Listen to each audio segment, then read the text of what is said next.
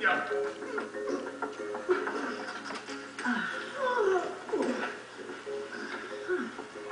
Too small to hold a body. Big enough to hold a head. Is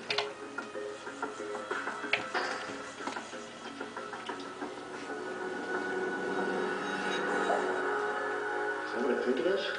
Oh, yes. Gold.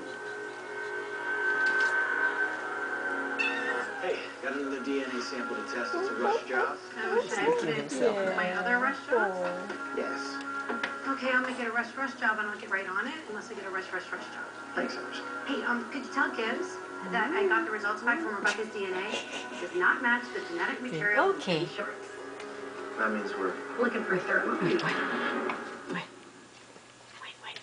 Anyone can run one marathon, but the NCIS team has what it takes to run 4. The NCIS Marathon of Marathons continues next with the Cross Passion Marathon.